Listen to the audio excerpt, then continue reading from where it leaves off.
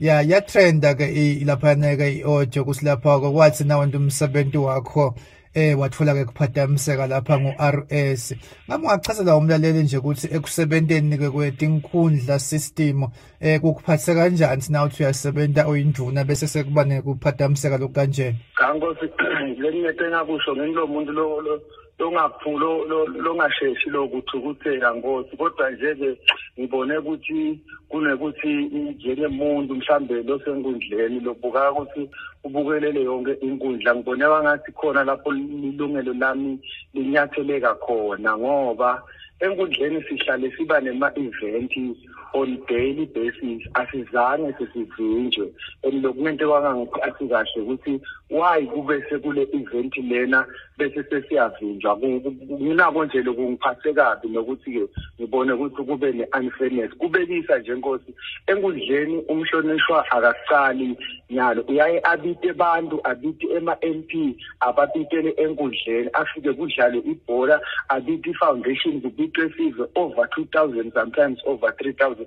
Uhlale atentela imisebenzi, asike sikuripote lokho, but nyalo sekufanele mina ngiripote njenganini, ngoba vele Mabuza uhlala aqhubeka iveni tonke into ihambe kahle enkundleni, futhi nabo bayathi ukuthi ekhasi enkundleni kune-ground lebhola, even on weekends liyasebenza, belisebenza kunebhola angakafiki i-COVID-19. So sengawushayelwa mina, ngabe shayelwa lo muntu lo-responsible sekushayela mina ukuthi angethuthe. Ngeke Nkosi ubavimbe abantu batiyela enkundleni yabo, ngoba le system yetinkundla ithi na une-complaint ushona straight enkundleni. So bantu nase basuke baya enkundleni, nawuthi wena angivale emagede ngabe ngawukhonzekthi, ngisho ukuthi labantu abashaye mina ngoba sobadina i-right yabo ukuthi batiyele enkundleni. Nabo nje lokhu ngifise kusho ukuthi angikwathi phela mina ekuphambana nalesive, nangabe sive asibikile umhlonishwa ngithi emandla ethi no, mina ngifuna ngivule inkundla, futhi kuphi la ngasibitela khona phandle kwasenkundleni. Nase sitha-ke enkundleni ngifuna uvule emagede bangene, futhi noma bangathi bangena ngelisonto, angifuni lokwesaba lokho ukuthi ngaleli langa sebafuna ke enkundleni either Sunday or Saturday, banelungelo leliphelele 100% lokuta enkundleni kutobeka noma ngabe ngisiphi isikhalo sabo labafunayo.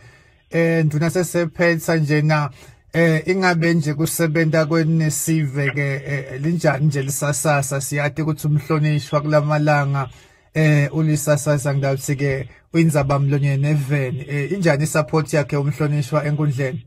Mphathi wami nengingakusho mina lokho lokwentiwa Mabuza usenhlitweni yebantu, akekho umuntu longavimba Mabuza kuloko, because konke Mabuza la kwentako usuke akwentela abantu. Lo mfo usebenza ngaleyi indlela, ngeke futhi baze bamkhone, ngoba ngalesikhathi akhokhe nje simemetelo leshothi uyenkundleni Mabuza unglabantu, uphuma ngisho salukati lesinelibhoko, uphume ngisho salukati lesinelibhoko, wenta sure Mabuza ukuthi naso ufike enkundleni wonke umuntu uyamnikeza imali yegibela ukuthi ajike lengekho ngaphansi kwa-50 rand per individual.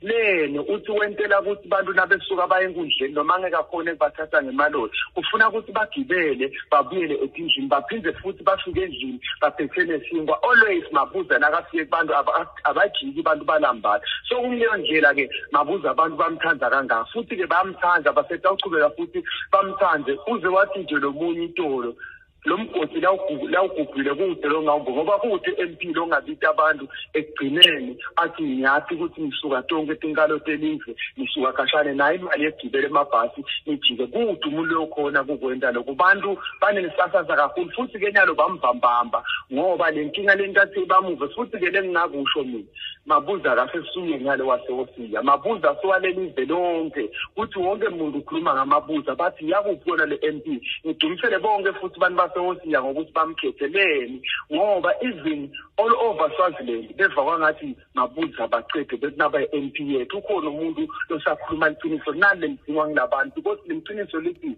lokho lokudingwa ngilabantu ngilolokusho Mabuza. Uyabo bathi ke ngeke ke wena uze ubone, mhlambe anyway uyaphinde ubone, bathi nje lokushalako lokho lokusho Mabuza nokusho ngilabantu.